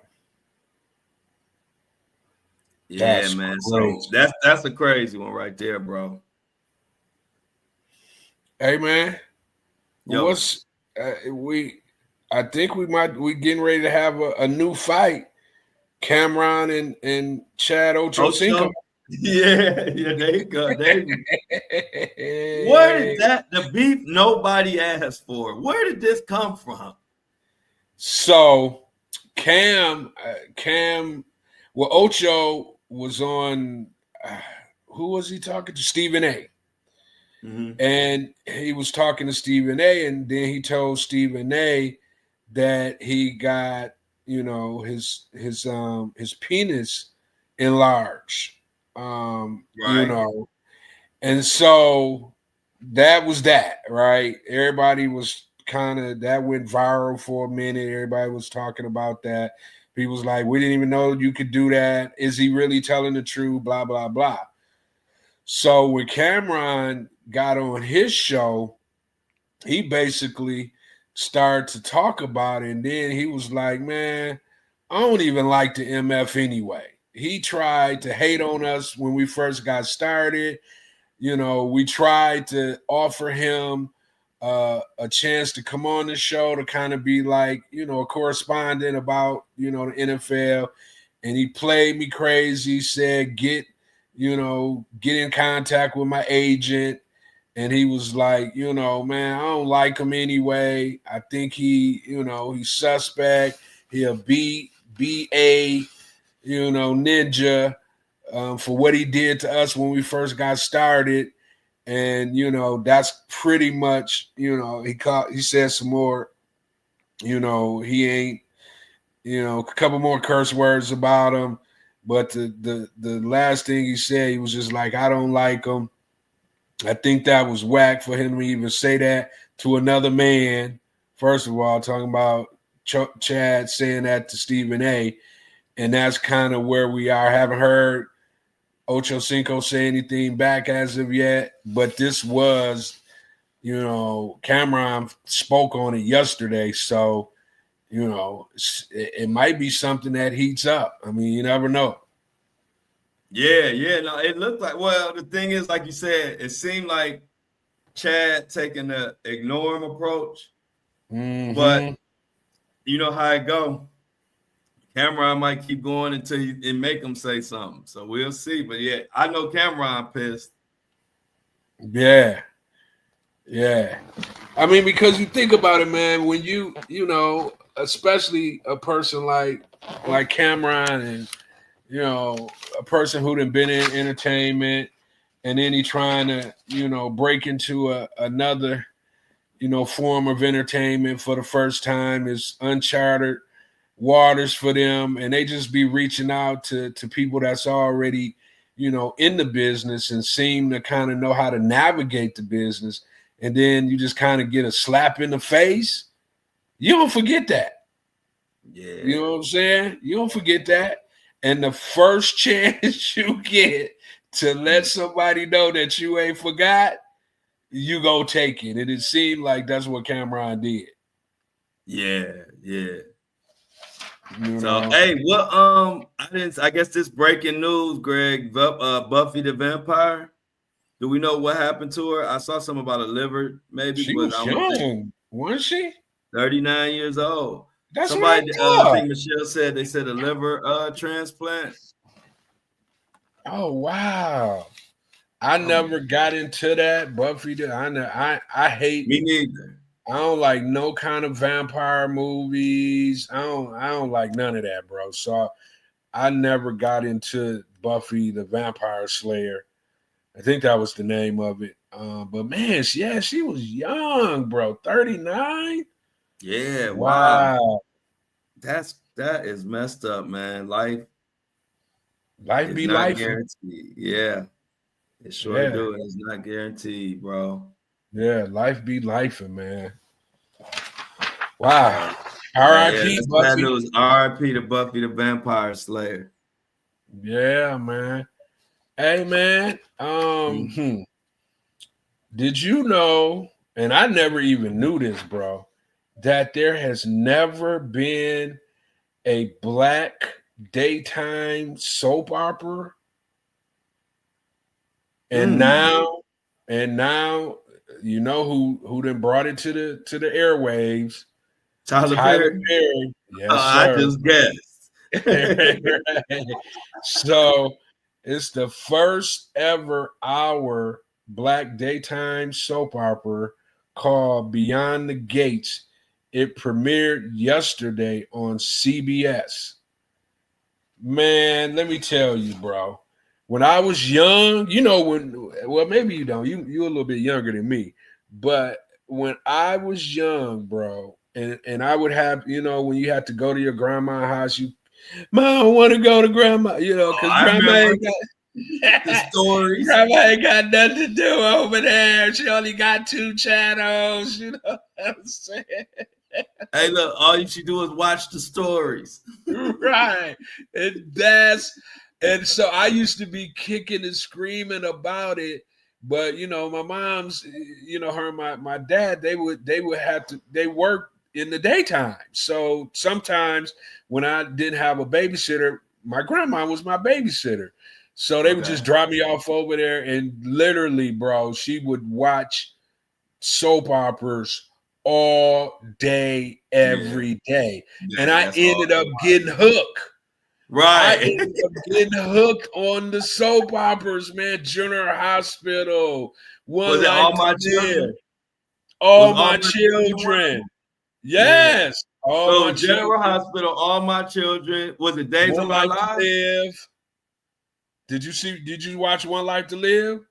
One Life to Live. I don't remember that one.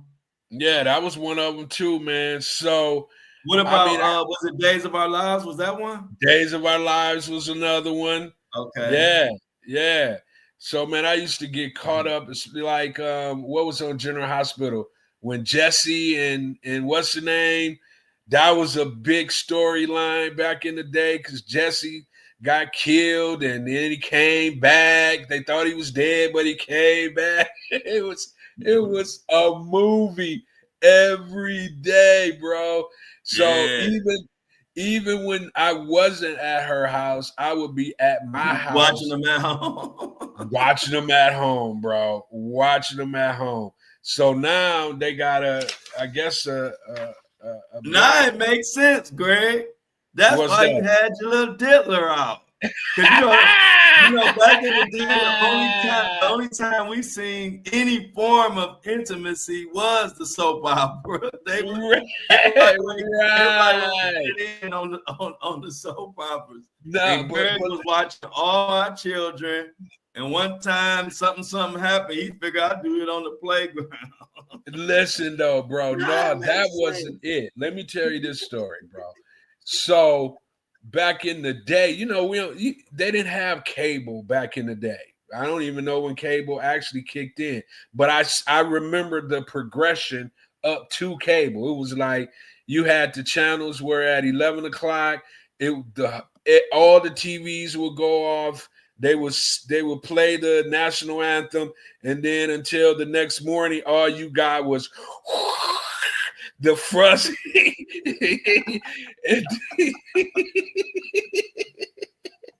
And then, bro, all of a sudden they came up with this thing called Channel 100. It was a little box, and it had like 100 channels, but you didn't have 100 channels, right? you might got like 7 channels, but they called it Channel 100, right? I already know where you're going. Go ahead, Greg. We had them in Cleveland. I know exactly where you're going. Go ahead. So, the older cats had like figured out how to get to the naked channels, right? Yeah, they was using pennies and all kind of stuff. Bro, yes, bro. Oh, Greg, you just like my older cousins, man. Y'all corrupted because I was like barely out of a baby stage, but I was always aware. So I know exactly what was going on. I was like 4. You had to get it just right. And we used to play. Y'all, Greg was diabolical. Bro, we used to get the man, and it was like soft pour. You know what I'm saying? Wasn't nothing X-rated, but you see some things. You know what I'm saying? So just so y'all know, the code word for that is corn. So just so you know, that'll be our code word. Soft corn. Okay. Yeah, soft corn, man.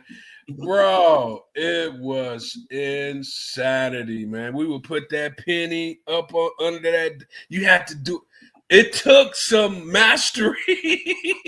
I told you it was a penny, y'all. I told y'all I had this since I came in the world. I had this gift of just paying attention to everything that was going on. I didn't even talk. I never talked. I started talking as I got older.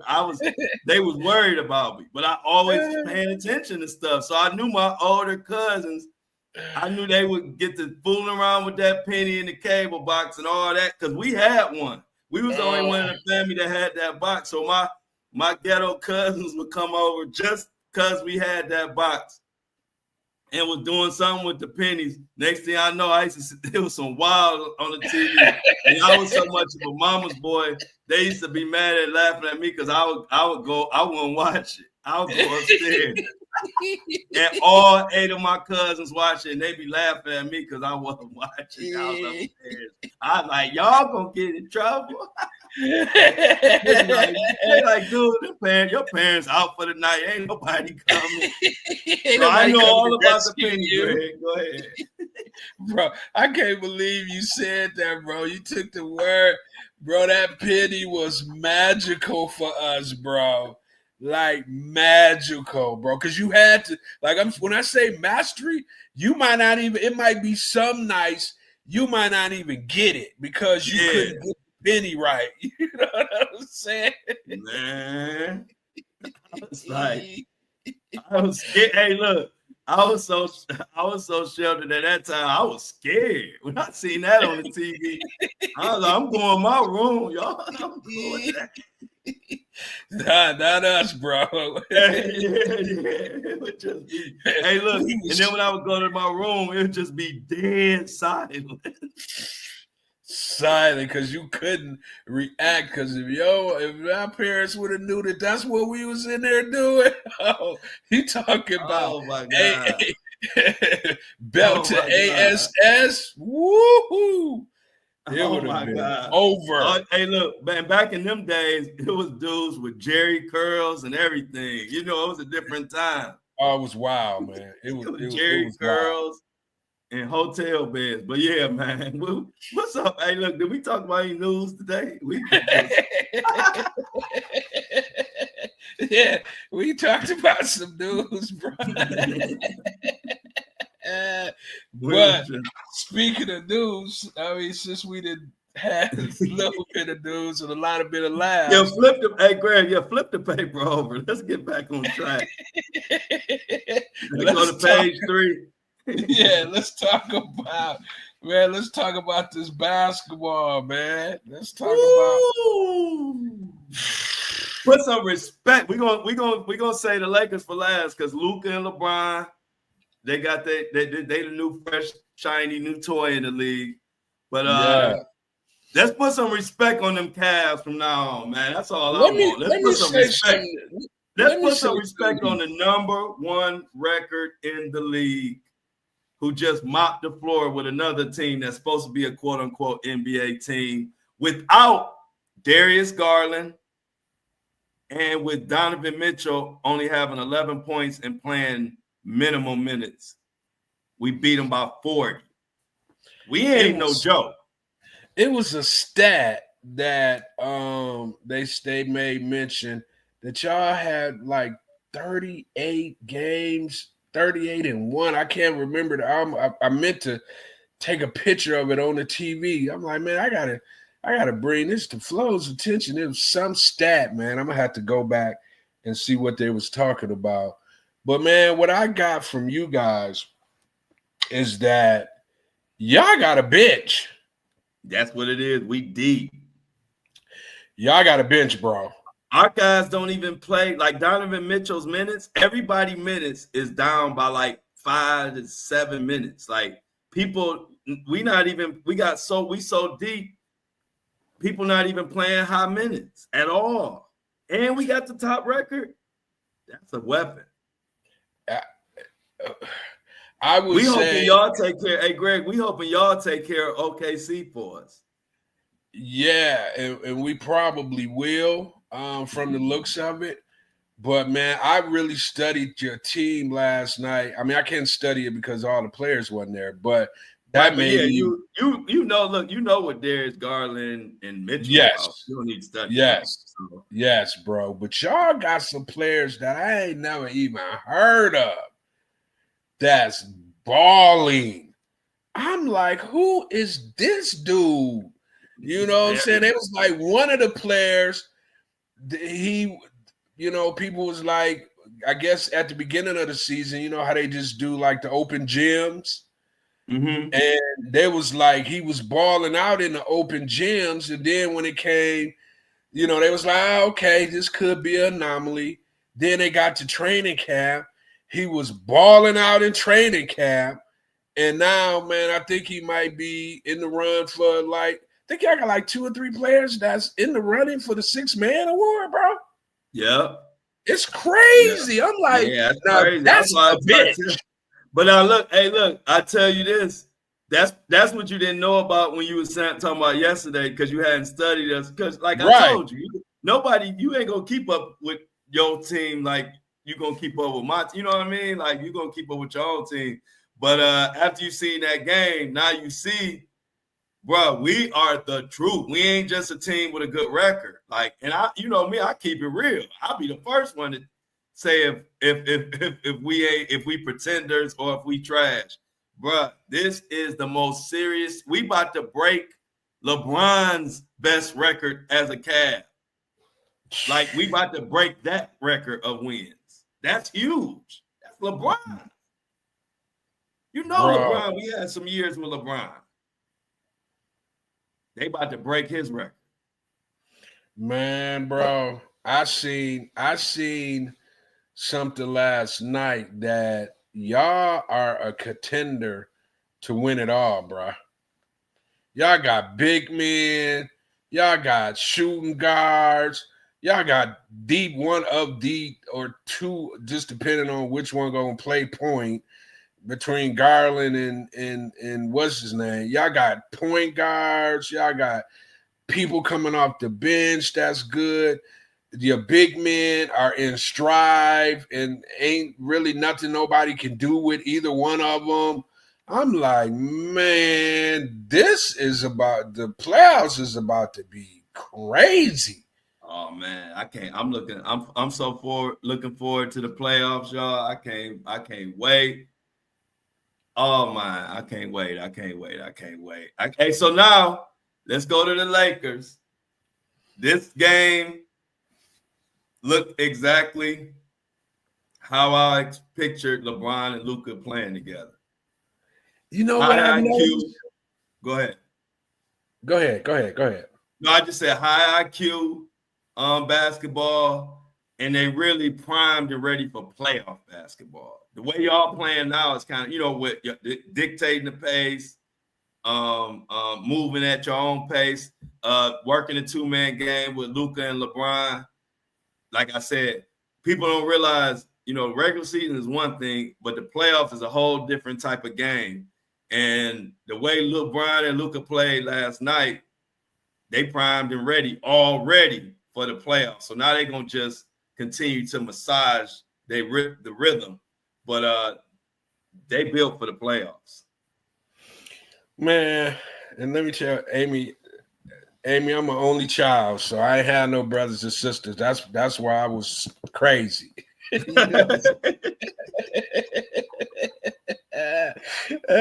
had no brothers and sisters, so I was up to my own vices all the time. You know what I'm saying? Yeah, because the big brother would have already been the one to pull this Diddy out. Right. Like, he would have told you, man, don't never pull your Diddy out on the playground. You ain't had nobody to tell you that. You was the one of one. That's the one of one, bro. But what I saw last night, man, and this is what makes me like feel good about what I think is getting ready to happen. It's LeBron's demeanor. You know what I'm saying? He's so, it ain't even, it's almost like he quiet and it's scary kind of quiet. He don't be really talking a lot of noise no more.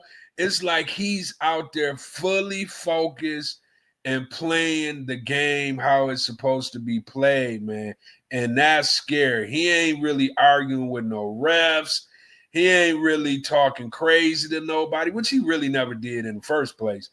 But, he always, it was just like it was a different demeanor that I saw in the past compared to right now. And I think the reason is he's finally right. That's what it feels like. Have to do it all. Yeah. Finally. Yeah. You know what I'm saying? Now he can just fill in the blanks. Before he was filling in the blanks and trying to run the show. Now he can let Luka run the show, and he can work around Luka in the same way that Wade let LeBron run the show when he came, and Wade just filled in all the gaps. It's the same thing. Perfect example, bro. That's it right there, bro. And what I see from Luka is complete dog. And I don't even know if LeBron has seen any of that. I mean, D-Wade and them was cool, but of course Kyrie was cool, but LeBron ain't never played with a dog, man. And Luka, man, when Luka shooting threes, falling out of bounds, and staring down the whole, Dallas Maverick brass, I was like, oh, man.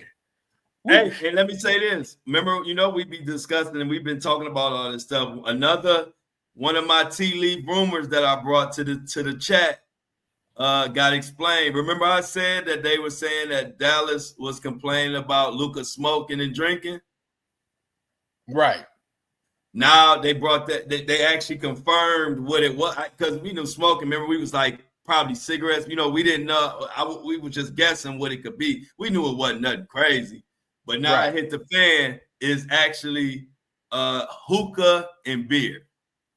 And so they had pictures of him smoking hookah and this and that. So it was the heavy on the hookah, heavy on the beer. Now, I still would have kept Luka. I'm just bringing the information to the chat that we were right when I said that one of the little whatever that Dallas, the rumors in the town was Dallas was trying to use his drinking and smoking as a reason that they didn't feel confident in re-upping his contract, for that Supermax. And so it just came out yesterday. It's actually an article on it. It was he loved hookah and beer, and they actually had pictures of him, smoking hookah.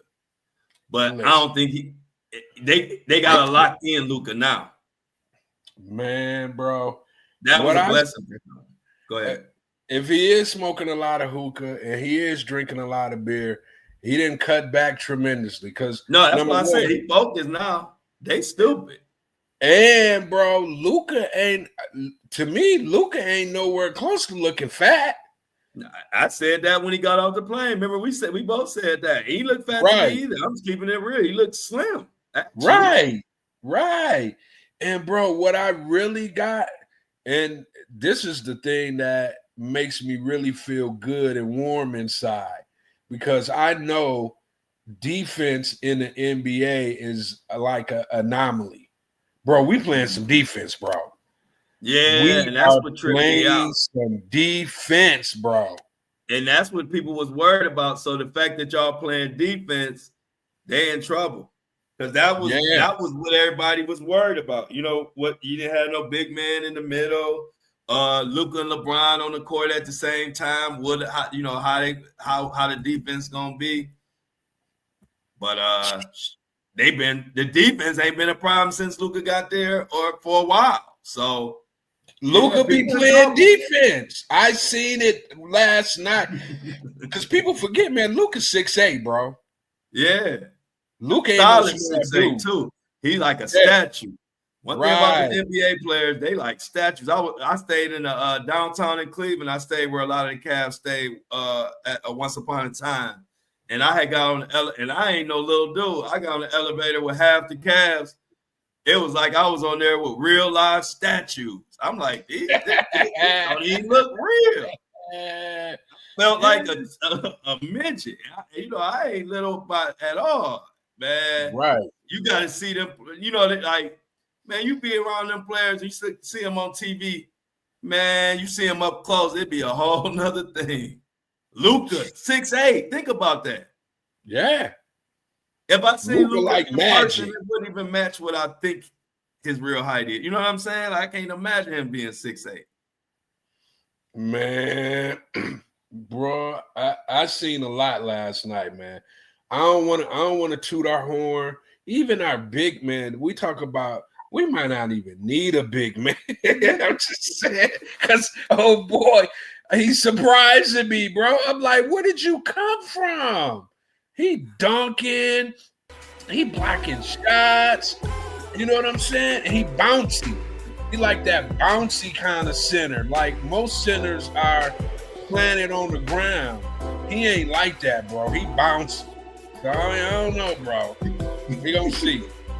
Hey, y'all know them Laker fans can get long-winded when they want to toot their own horn. I had to hit the music. Oh, Greg, like the Grammys. Hey, Greg, I'm trying to be reserved.